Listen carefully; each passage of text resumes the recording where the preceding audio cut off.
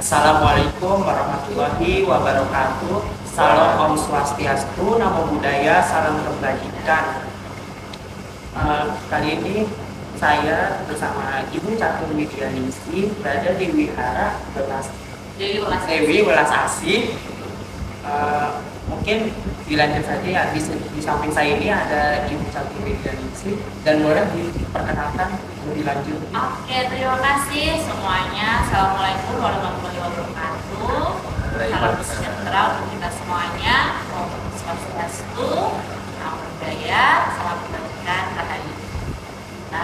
Teman-teman, salam kenal. Saya Catur Widianingsih, penyuluh agama Buddha dari kantor Kementerian Agama Kota Cirebon. Saat ini sehari-hari bertugas sebagai penyuluh PNS di Kemenang Kota Cirebon. Jadi kantornya di Kemenang. Nah, kalau wihara ini tempat penyuluhan, jadi tempat berkegiatan umat Buddha. Dan saat ini kita ada di wihara dari Welas Asih, salah satu wihara yang ada di Kota Cirebon. Jadi saya ucapkan selamat datang juga buat teman-teman semuanya di wihara di Welas Asih.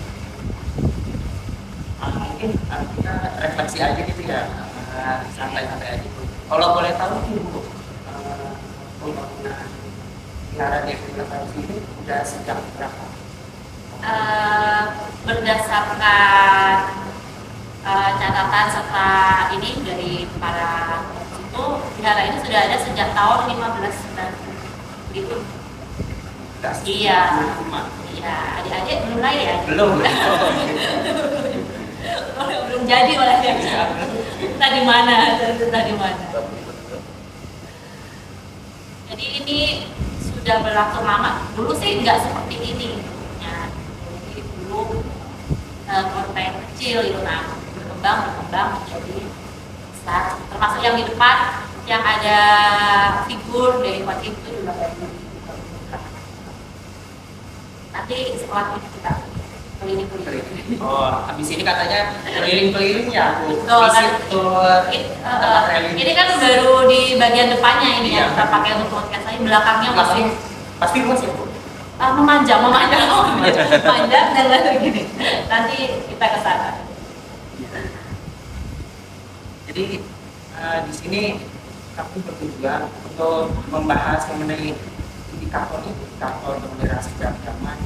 Mungkin dari pandangan Ibu sendiri itu moderasi beragama itu apa?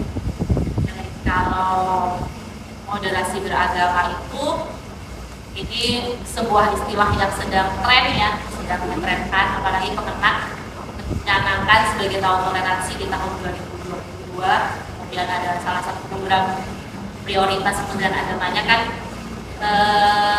moderasi beragama.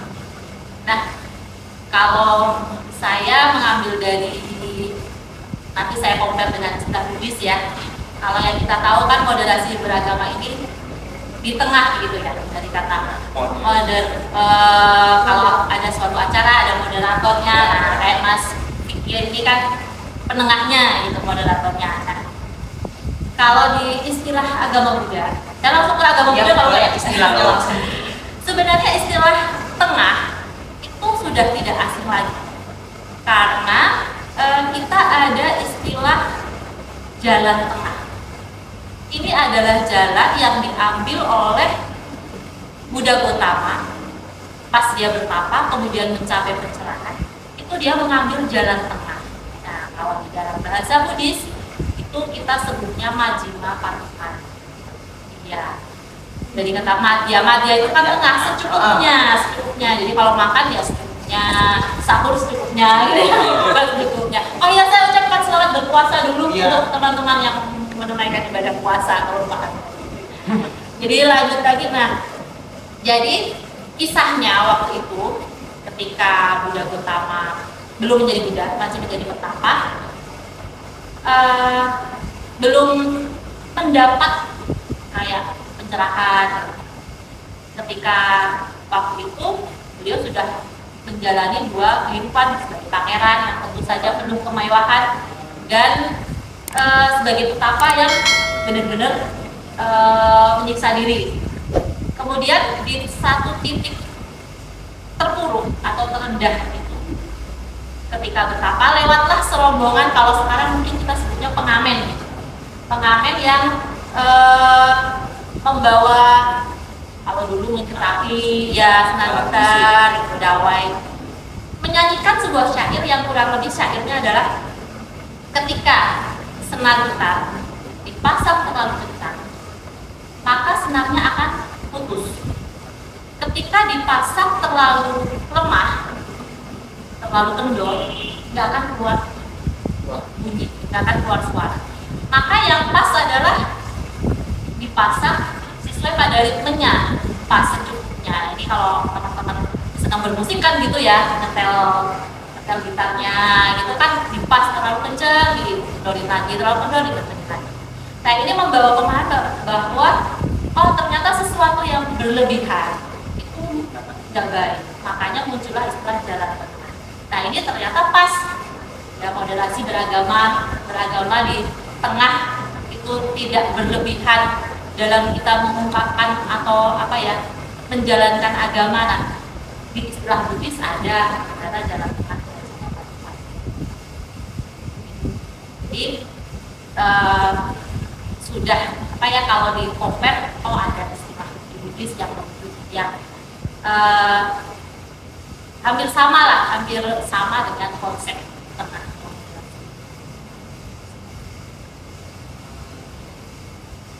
Peranannya itu sangat penting bagi moderasi beragama, apalagi sekarang itu mau menuju Indonesia emas gitu, mau solidaritas integrasi budaya keagamaan sesuai dengan negara kesatuan Republik Indonesia ini, yaitu semboyan bineka tunggal ika yang jadi saya pikir moderasi beragama ini bisa jadi tawaran solusi jalan di tengah kebinekaan keberagaman Indonesia. Jangankan bicara tentang Indonesia ya, tentang Cirebon katanya, asal katanya kan caruban, bercampur ya.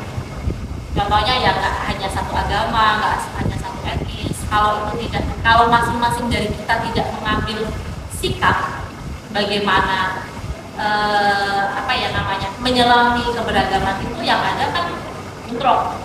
Ya, agama ini merasa paling benar sehingga memunculkan sikap yang lain harus dimusuhi. Nah, kalau lama-kelamaan dibiarkan ya nanti lama-lama tumbang juga akhirnya, tumbang atas nama perbedaan agama.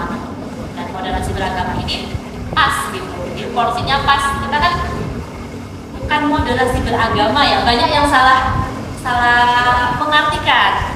Biasanya takut apa sih ini aliran baru, iya jadi moderasi agama, bukan, tapi kan moderasi beragama, cara beragamanya, bukan agamanya yang diutak-atik. Ajarannya sudah bagus, tapi bagaimana kita menjalankan ajarannya, bagaimana kita memakai ajarannya, itu yang ini yang kita menjadi moderasi. Itu juga merupakan salah satu indikator untuk moderasi beragama, yaitu rasa dan ada toleransi. Jadi harus tetap terjaga ya, tidak juga kalau saling membenci antara satu dengan yang lainnya walaupun berbeda agama. Ada lagi nih aku kita kaitkan dengan bulan suci Ramadan, karena banyak nih ya di media sosial yang mereka momen antara umat Islam dengan umat agama-agama lain itu saling berinteraksi satu sama lain, hal-hal yang positif, misalkan berbagi takjil itu kan sangat penting ya kalau di Indonesia, merupakan salah satu nilai-nilai moralitas dan termasuk yang kita amalkan nilai-nilai luhur dari para pendatang dulu sama para nabi dan rasul. Menurut Pak Anja? Iya, betul sekali bahwa toleransi salah satu dari indikator moderasi beragama di antara kata indikator lainnya. Tapi yang paling dihafal pasti toleransi ya. Ada toleransi, ada wawasan kebangsaan, ada anti kekerasan, yang satu kan ada penerimaan terhadap budaya. Nah, bicara tentang toleransi, kalau boleh cerita kegiatan kan apa ya?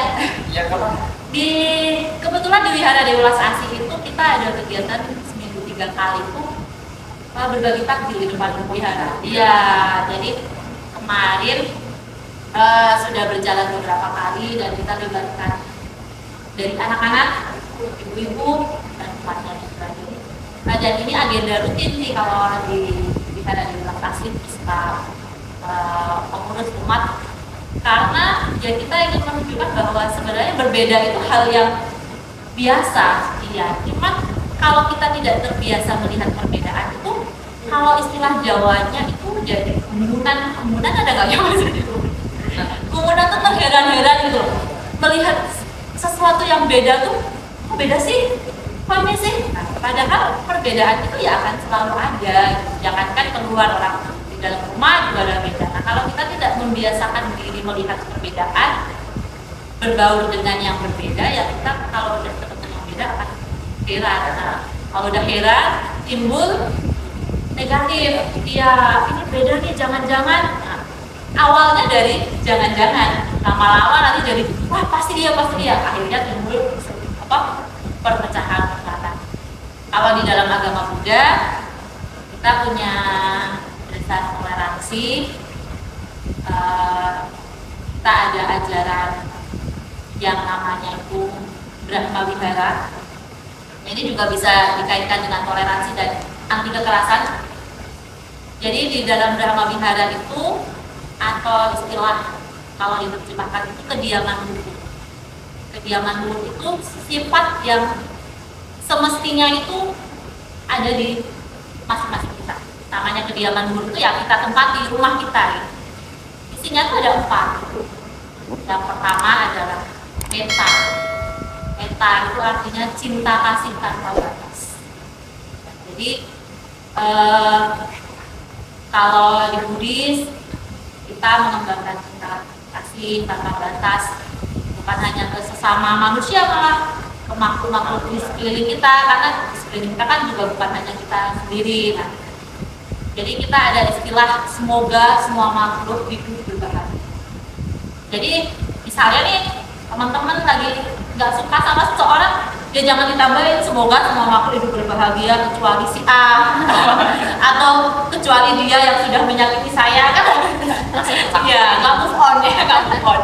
Nah jadi semoga semua makhluk hidup berbahagia, jadi siapapun. Dan itu sebenarnya ya gampang-gampang susah ya. Bagaimana kita mendoakan musuh kita, kan? Ya yang berbeda dengan kita. Nah kalau nggak latihan juga akan susah. Nah kemudian yang kedua isi dari Brahma Vihara adalah karuna. Artinya adalah belas kasih. Belas kasih juga tanpa batas. Jadi kalau melihat yang lain membutuhkan pertolongan, kita menunjukkan sifat karuna ini, yang artinya adalah belas kasih. Kemudian yang ketiga adalah mudita atau simpati. Ini juga gampang-gampang susah, karena biasanya orang akan cenderung senang melihat orang susah, ya. Tapi susah melihat orang senang. Jadi kalau teman-teman ada yang meraih sesuatu gitu, penerimaan kita untuk ikut bergembira itu ya harus terlatih. Nah di dalam agama Buddha ada konsep ini namanya mudita, ikut bersimpati, ikut berbahagia terhadap kebahagiaan orang lain. Kayak ini hari raya gini, puasa, teman-teman kan menjalankan puasa.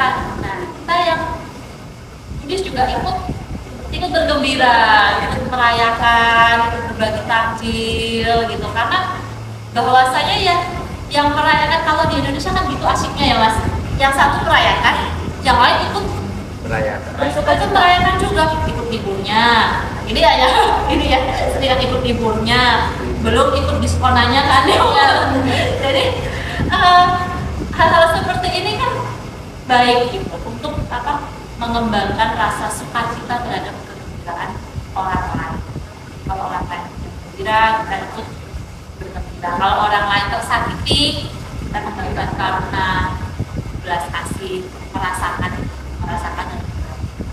Kemudian yang keempat dari isi Brahma Vihara adalah upeka, artinya adalah keseimbangan batin. Jadi kita tuh seringkali goyah gitu ya, kalau melihat sesuatu yang buruk, langsung pikiran kita ikut buruk, sesuatu yang baik, kita ikut bergembira dengan luar biasa gitu kan. Yang penting adalah kita menjaga keseimbangan, bahwa melihat sesuatu itu sebagaimana adanya. Perbedaan itu ya dimaknai sebagai perbedaan, sebagaimana adanya itu sudah berbeda. Teman-teman beragama ini ritualnya seperti ini ya sudah, memang dimaknai sebagaimana adanya seperti itu. Jadi yang perlu kita jaga adalah itu. Dan ini penting supaya kita tidak ikut-ikutan termakan ya berita-berita, ya opini orang. Kadang sebenarnya tuh kita tuh nggak apa-apa, cuma sering baca ya. Nah, sering baca IG gitu. Karena sekarang yang lagi tren itu biasanya yang hal-hal buruk kan langsung muncul gitu, FYP, aduh jadi belibet. Nah itu, jadi kita baca komentarnya ikut teracuni gitu. Ikut, oh iya bener. Nah nanti ada komentar lagi bahwa ini adalah ikut juga. Jadi kita tidak punya yang namanya keseimbangan batin, bagaimana mengambil sikap terhadap sesuatu di luar masuk. Itu dasar dari toleransi, kita tidak merasa. Ada satu indikator lagi dibahas secara mendalam, yaitu penerimaan terhadap tradisi lokal. Coba kita kontekstualkan jadi budaya kita menggunakan dengan terkait interaksi khususnya di kota Cirebon.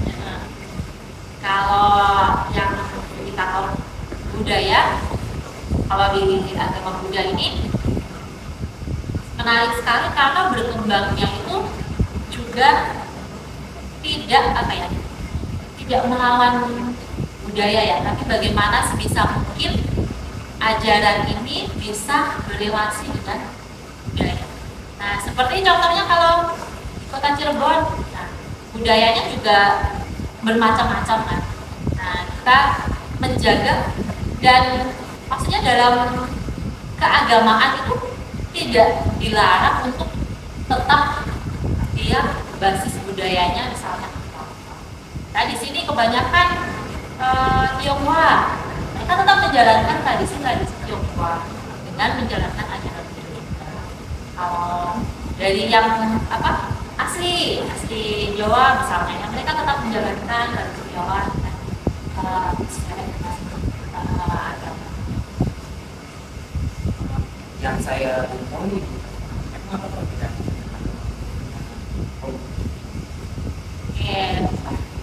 Ini nanti kalau salah kan kamu ya. Kalau agama Buddha asalnya sendiri kan sebenarnya, kalau agama Buddha itu dari India Utara, Nepal. Nah, dan disebarkan oleh Guru Agung Buddha pertama. Ini tentang ajaran-ajaran tentang sila, samadhi, panjang.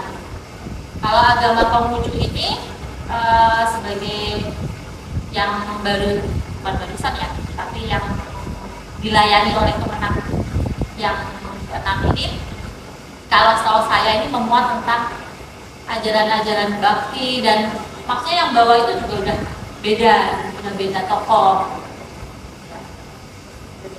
dan dari ritualnya, dari ininya.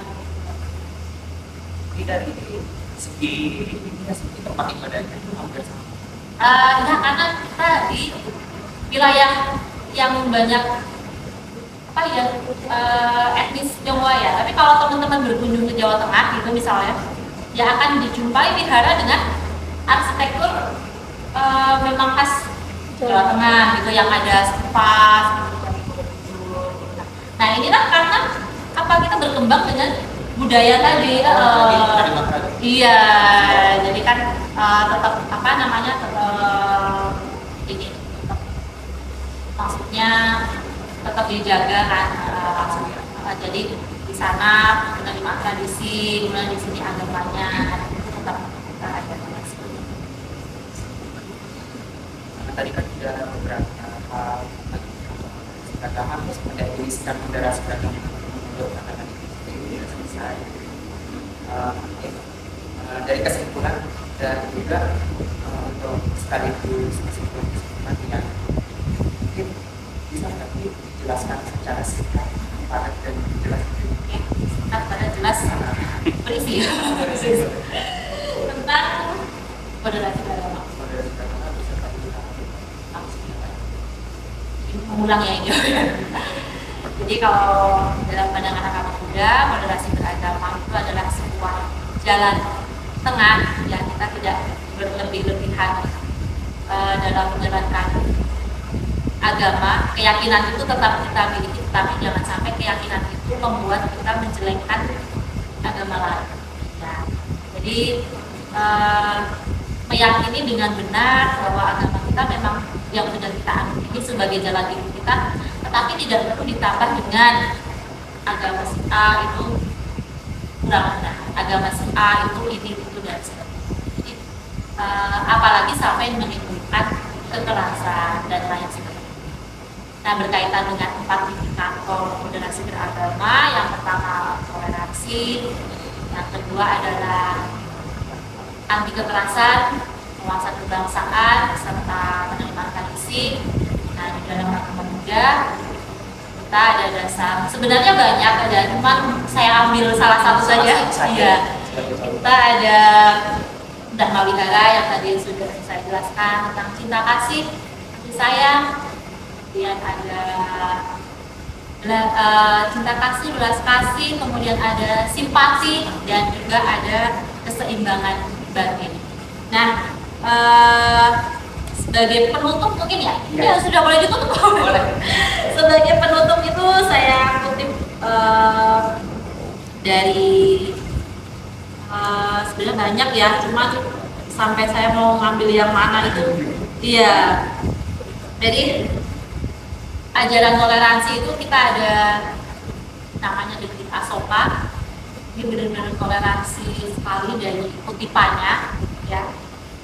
Di dalam Detik Asoka itu yang dikeluarkan oleh Raja Asoka itu tertulis bahwa janganlah kita hanya menghormati agama sendiri dan mencela agama orang lain tanpa suatu dasar yang kuat, tetapi sebaliknya agama orang lain pun hendaknya dihormati atas dasar-dasar tertentu.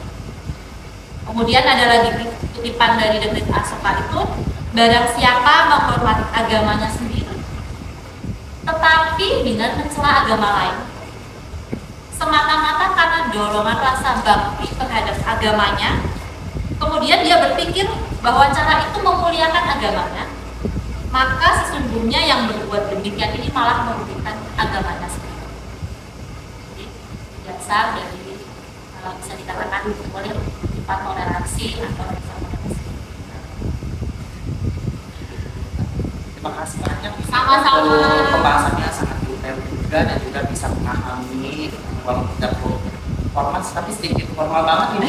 Saya juga tegang. Iya, saya ke bawah masnya soalnya udah aja kalau saya ke bawah masnya ya. Soalnya nah jadi ini boleh diposting boleh enggak ya? Iya. Jadi buat selingan aja. Teman-teman di sini tuh punya pasangan ya? Enggak ngaku juga nggak apa-apa sih. Enggak ngaku juga nggak apa-apa. Kita kan yakin pasangan kita tuh paling bener ya. Kita yakin pasangan kita tuh paling baik. Nah, tetapi ketika kita bilang pasangan saya paling baik, orang lain tidak akan merasa tersinggung, tidak akan merasa rugi. Tapi kalau kita ditambah pasangan kita paling baik, pasangan kamu tuh apaan? Nah, orang lain akan menjadi tersinggung. Ya, apa ini pasangan saya dijelek-jelekan? Padahal ini pasangan saya yang udah pilihan, wah dari sekian seleksi kan. Nah ini ibaratnya begitu, jadi kita berkeyakinan udah paling baik, nah, tapi jangan ditambah juga dengan wah keyakinan si A si B itu tidak seperti itu. Kita menjaga toleransi dan perbedaan. Kita bisa tetap ada di meja yang sama, satunya makan pakai sendok, satunya makan pakai supit, satunya lebih suka makan pakai tangan, tapi kita bisa makan bersama di dalam satu meja. Sekian dari kami ya, dari Ibu Cati Widya Ningsih dan saya Vidya Sastrawardana sebagai moderator dalam moderasi beragama sudut pandang agama Buddha. Sekian, terima kasih. Assalamualaikum warahmatullahi wabarakatuh. Salam Om Swastiastu, Namo Buddhaya, salam kebajikan.